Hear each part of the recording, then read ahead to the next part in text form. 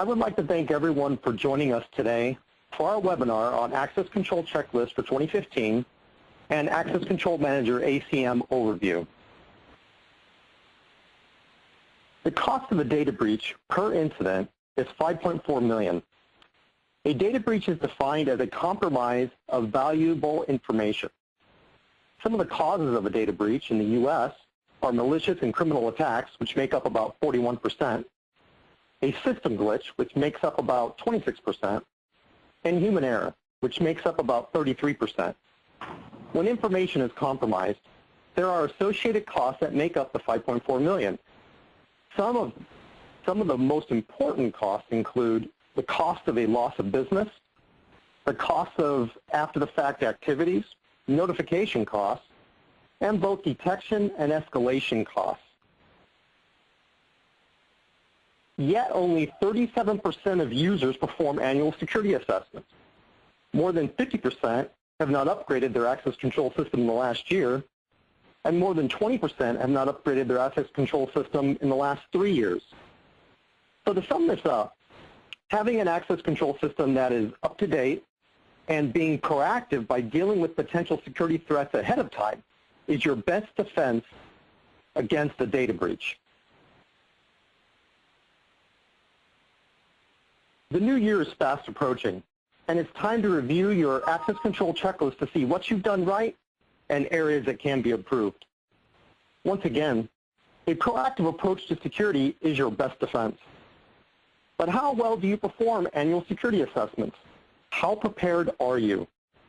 Today we are going to discuss topics that will help you become more aware and prepared, such as HD video integration, a proactive approach to alarm management, going mobile, the flexibility of managing access control from a mobile device, backup and fault tolerance, a look into why a backup and restore plan is important, and how a redundant physical and virtual appliance solution can increase uptime and mitigate recovery. And finally, crisis and emergency response, how to best prepare, plan, and respond quickly to emergency situations. Before we discuss the topic HD video integration with access control, we would like everyone listening to take a brief poll. This poll will help us understand how well video and access control systems are integrated together. I'm going to turn it over to Ralph for our poll question. Great, thanks. Here's the question. Is your access control system integrated with your video system? Answers possible: yes, tightly integrated on a single platform. Yes, slightly integrated, two platforms working together. No integration, two platforms working independently. I don't have a video system. I don't have an access control system. Please go ahead and submit your answer.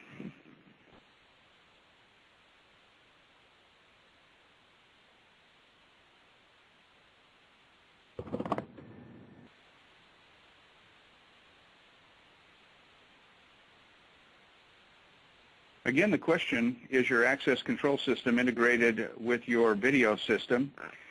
And our responses, nearly 12% say yes, tightly integrated. Nearly 24% say yes, slightly integrated. 44% of you say no integration, two platforms working independently.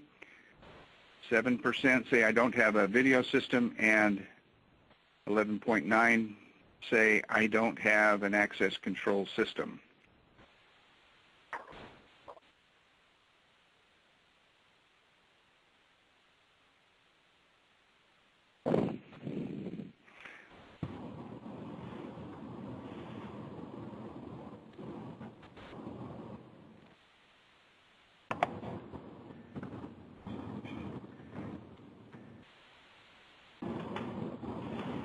Jim, what do you think what are your predictions on integrating access control with the video system? Well, to be honest with you, Ralph, I was a little surprised looking at the percentages that no integration is what made up most of the percentage. My prediction would have been probably slightly integrated would have made most of it. So I was a little bit surprised, but I think also this provides us with a good opportunity to talk about video integration. Yeah, I think I was a little surprised that slightly integrated didn't take a larger share of their percentage. What do you think it means that there's no integration, and that's almost half?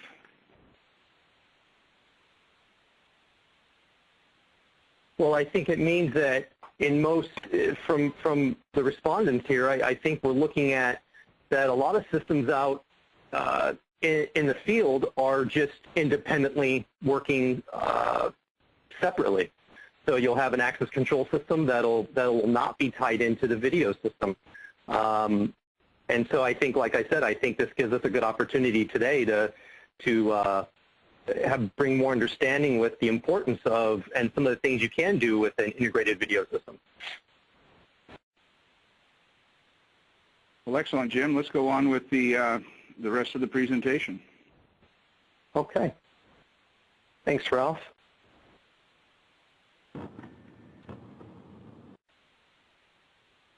As part of your 2015 checklist review, ensuring you're ahead and not behind potential security risks, I would like to start the conversation with high-definition video integration, a proactive approach to alarm management. So a proactive approach involves visual verification of the incident, determining the actions that need to be taken, dispatching the appropriate resources, and documenting the actions taken. An integrated video and access system provides you with yet another means of visual verification before, during, and after the alarm event. So to discuss these 4 topics in detail, I would like to introduce you to Steve Lewis, who is our product manager for access control at Avigilon. Steve? Thank you, Jim, and good morning to everybody, and thank you for attending.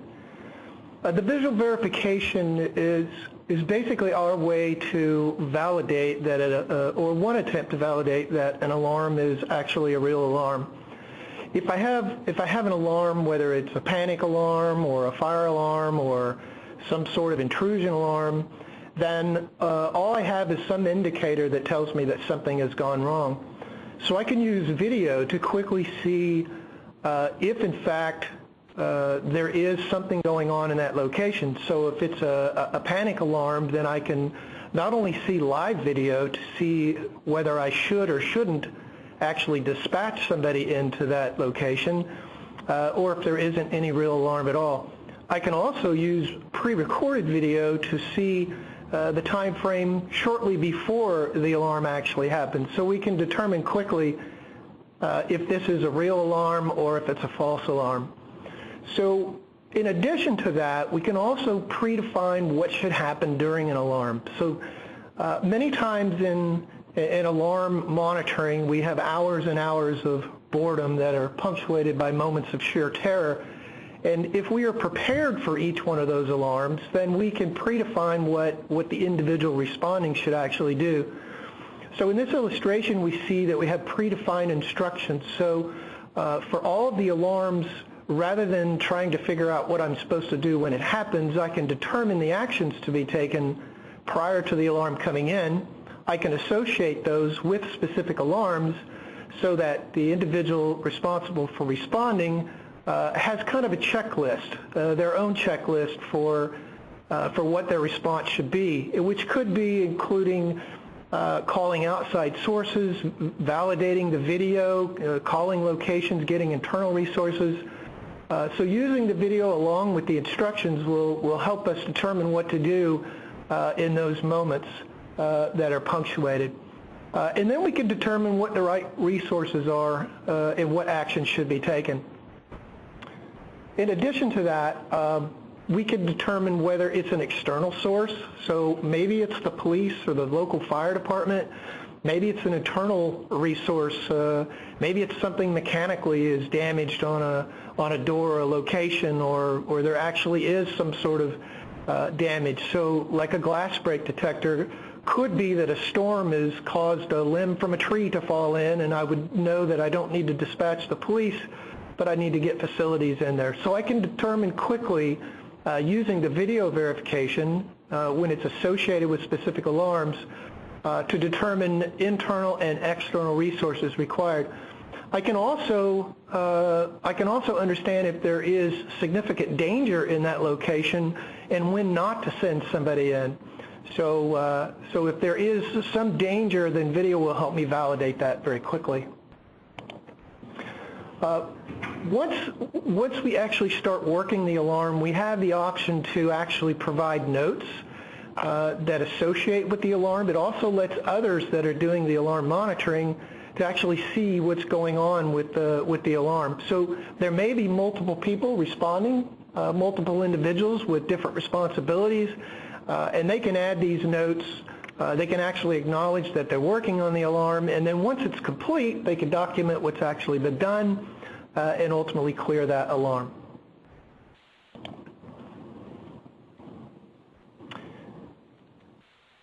Finally, just to review that with visual verification, I can have one or multiple cameras associated with alarms.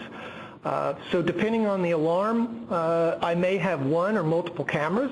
I may actually have PTZ cameras that are available that I can look in the area. If it's particularly some sort of external or large area, then I can actually look around to determine what the danger or threat is. Obviously, I can add the live and recorded video for automatic or manual display. I can integrate these with maps.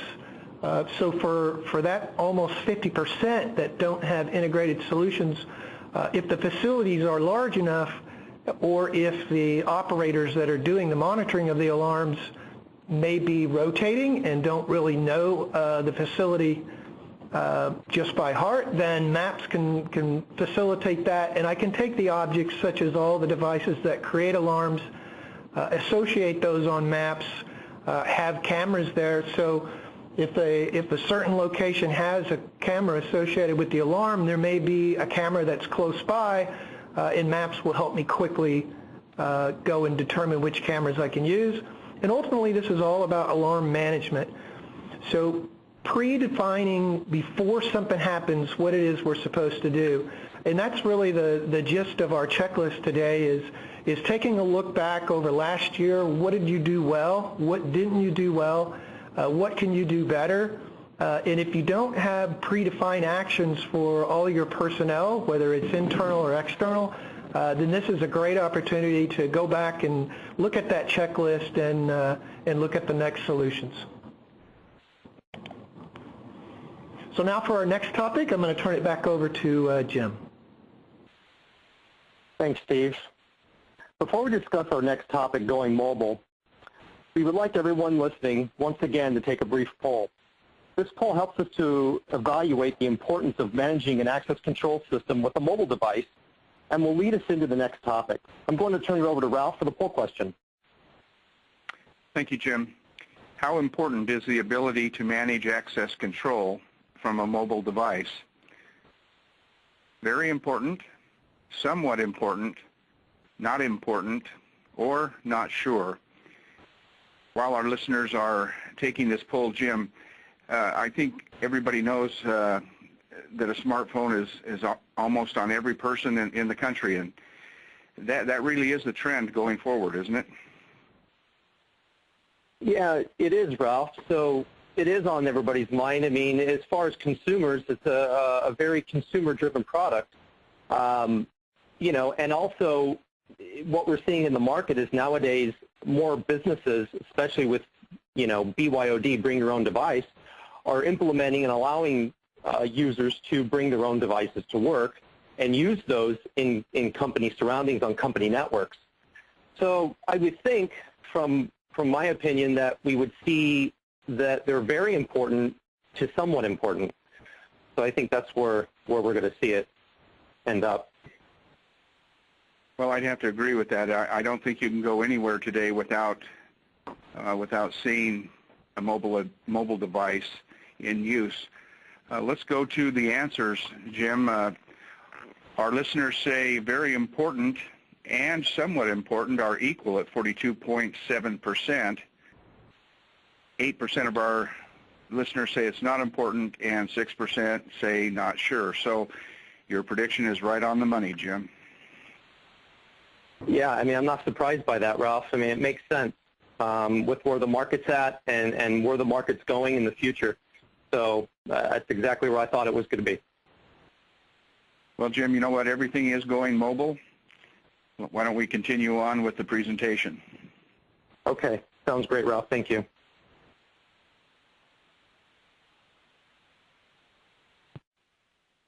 So another part of reviewing your access control checklist for 2015 is understanding how mobile devices have changed the way businesses interact with access control. Today we are all going mobile for a good reason. There was 980 million smartphones shipped in 2013 and around 233 million tablets sold in that same year, with a projected increase to 1 billion by 2017. Another trend tells us that close to 60% of employees today access corporate data from outside their office with their mobile devices. Security companies are switching from once was two-way radios to mobile devices to respond to critical events. But does your access control system offer a seamless integration with mobile devices that allow users of the access system to interact the way they want to? And I think that's a huge point. Every access system operates slightly differently. So what are these trends telling us? Those statistics remind us not only how much time we spend on mobile devices, but more importantly, how mobile devices are shaping how we manage and use various systems that we connect to on a daily basis. We now have the ability to quickly assess, view, respond to, and manage events being recorded by the access system, all from a single smart device. This provides a new realm of management capabilities at the user's disposal.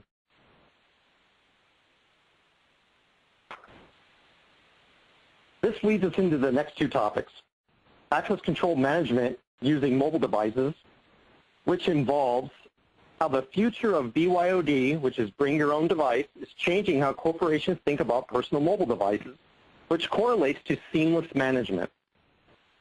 And access control credentials on mobile devices, which discusses the history and benefits of mobile credentials versus physical credentials, and an increase of manageability over systems that are used every day.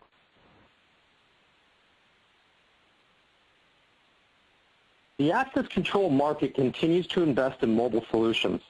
As I stated before, close to 60% of employees today access corporate data from outside the office with their mobile device. And I definitely wanted to state that over again because it has relevance to BYOD. As a result, businesses are responding to BYOD, bring your own device solution, for a couple of reasons. Corporations are looking to empower employees to use their own devices in order to boost productivity. I mean, sure, right? They want us working 24 hours a day. It makes sense. A good way to boost morale and empower their employees to use the device they are most comfortable with. So it makes sense. If you're used and you're most comfortable using your own device, then you're going to be much happier and you're going to be more productive at the end of the day. The challenges, though, are providing secure data protection, of course, and implementing bring your own device security policies. So the idea is, no matter what mobile device is being used, it seamlessly can be integrated into any type of business or application. What we're talking about really is seamless management between devices. For instance, a mobile device can connect to Access Control Manager, ACM, and by the use of mobile-aware web pages, the content displaying on the browser of the mobile device offers the user with the same look, feel, and manageability over the entire access system as a PC would. So I think that's important. It's important to understand that when you connect a mobile device to our access control system, every device, no matter if it's a tablet, no matter if it's a phone, no matter if it's a PC, they all display the same content, and it automatically sizes down for the best view to the user.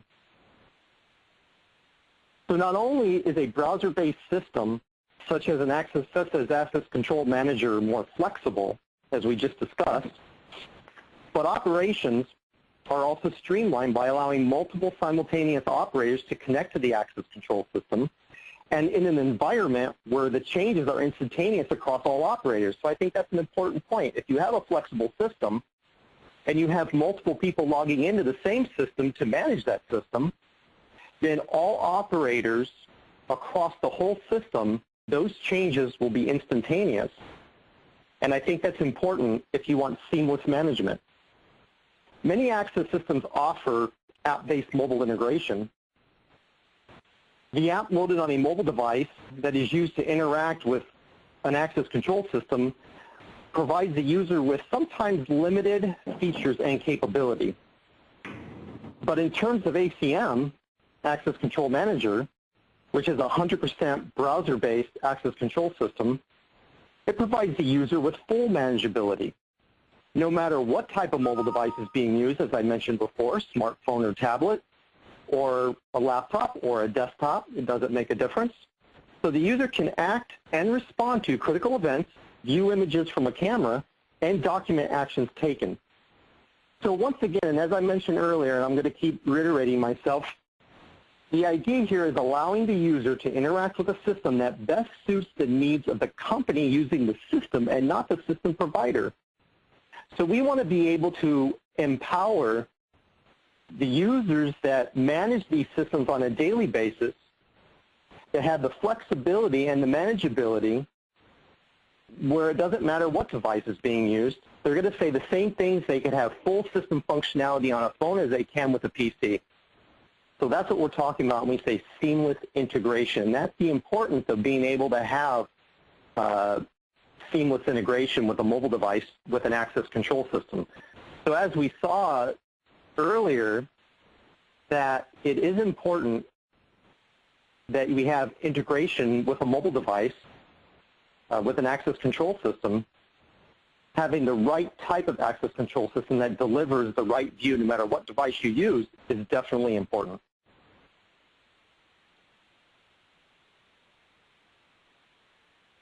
We have seen over the years how standard keys have migrated into magnetic stripe cards, proximity cards, tags, and keys, multi-technology cards that offer both 125 kilohertz and 1356 megahertz frequencies and RFID, smart cards with embeddable chips to embed data for use with access control, network logon security, cashless vending, time and attendance, and biometric verification.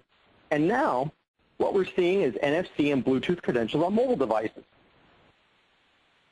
This has been an evolution of credential changes to the physical access control systems, and naturally, as technology advances, access control systems change to meet market needs. There is no doubt that the market is immersed in physical credentials, which will not change overnight. Many companies have a deep investment in physical credentials, so what we will see is both physical and mobile credentials coexisting for quite some time. But there are a couple of reasons why they will be coexisting for quite some time. One of the reasons, which is especially true with NFC technology, as there is something called a secure element, such as a smart card or SD card, that is used to secure the credential. The other shortcoming of NFC is it's not available on all phones. And also, read range uses a tap-and-go method, which requires physical contact of the phone to a reader. And the last point is bearing relationships with mobile providers make it difficult to successfully deploy NFC technology. However, with Bluetooth, which is available on both Android and Apple devices, support is provided by a simplified deployment and identity provisioning, which is a little bit different. The other advantage of Bluetooth is read range, as the phone does not necessarily have to be close to the reader as it does with NFC. Other uses of Bluetooth include opening electronic doors and gates using a twist-and-go gesture, which basically means from inside your car, you would twist the phone into a direction and the gate would automatically open. So we're definitely seeing a lot more capability with these types of technologies. Both of these newer technologies, NFC and Bluetooth, use readers that are mobile-enabled. But why is credential moving to a mobile phone? Well, there's some reasons. There are some clear advantages of mobile credentials. Let me just go through a couple. Physical credentials can be lost. Physical credentials can be forgotten. Physical credentials can be given to other people. And sometimes, physical credentials can be accidentally or unintentionally misplaced. So all these examples can create potential security risks. And as the main theme of what we're talking about today is access control checklists and making sure you're ahead and not behind, it's important that we don't reveal extra security holes in a security system.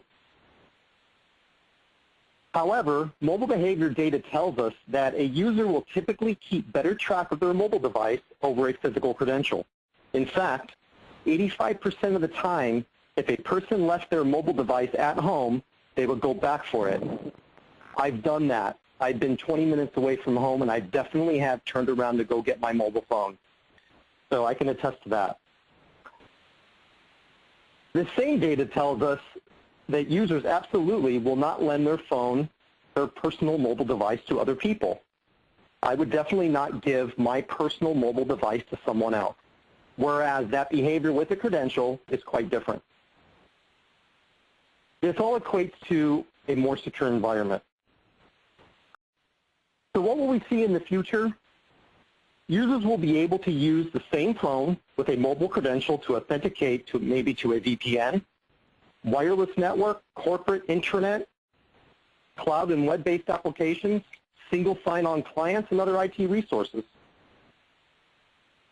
I would like to turn it over to Steve Lewis for a more in-depth technical overview of the following topics: management and distribution of credentials, personal versus company-owned devices, multiple layers of authentication, and leveraging the existing infrastructure. Steve? Thank you, Jim. If you or your customers are thinking about going mobile as far as your credentials, there's a couple things that you should plan for and discuss prior to doing an implementation. One of the challenges that we have with mobile credentials is how do we get the credentials onto the mobile device. And several different manufacturers have different methods for doing that. Some of them, it's a fee-based process where you log into secure websites and then they do a distribution, and there's a cost associated with the membership dues, if you will, to start that program, and then the cost of the credentials.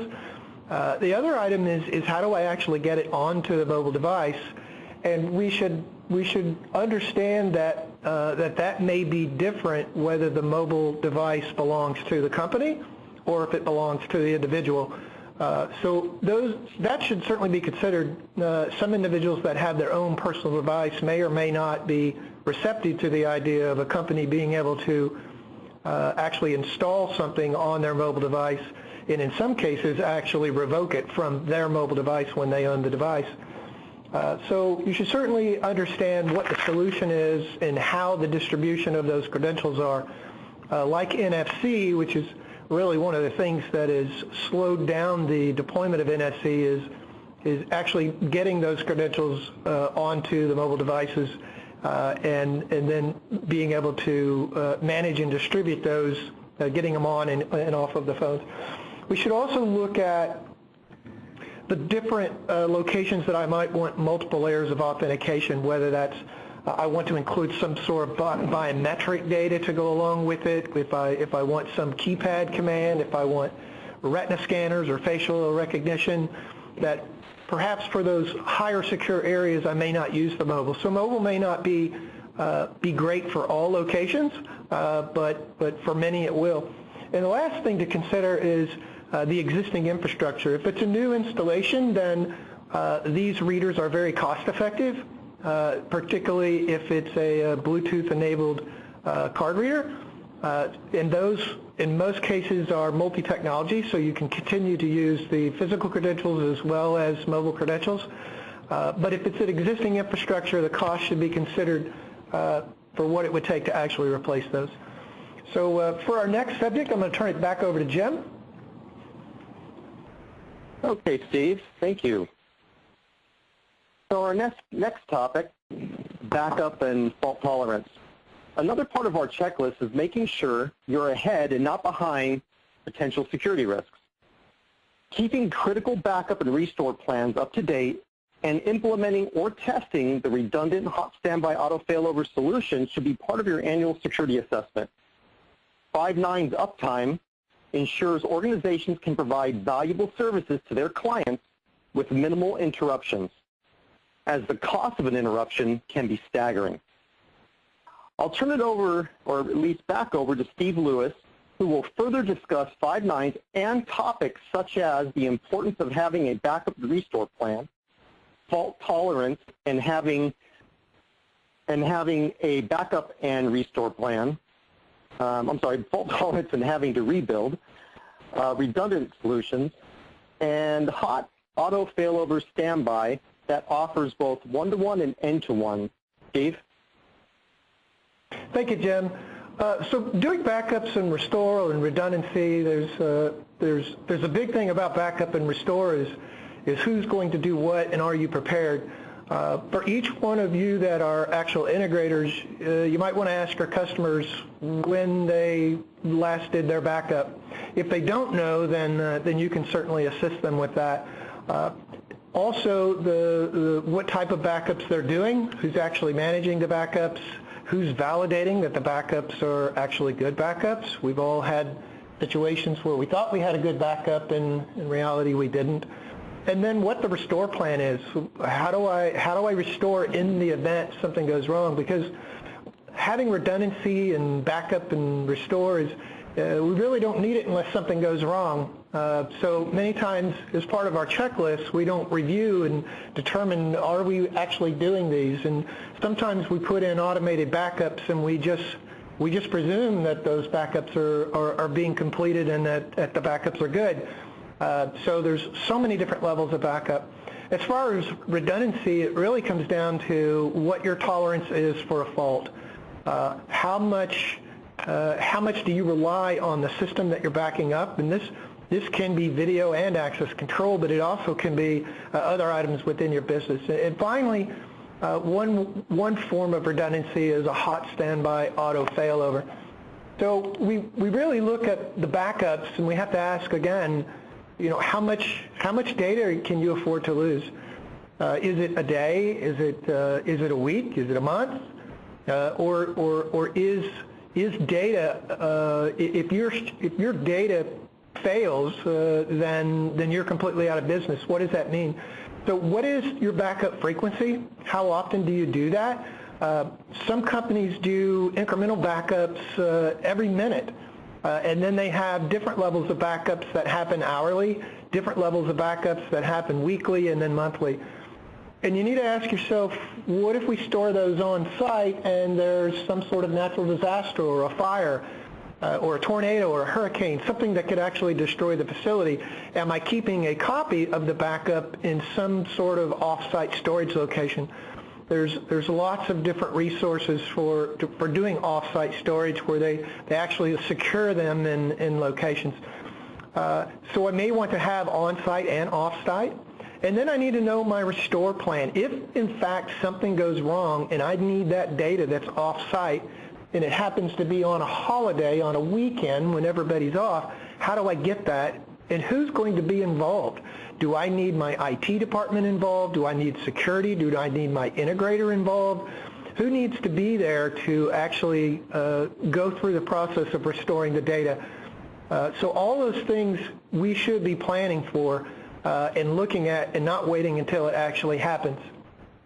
So again, this is all about planning, right? What do I do when something goes wrong? How much time will it take to recover, and what is acceptable in my line of business?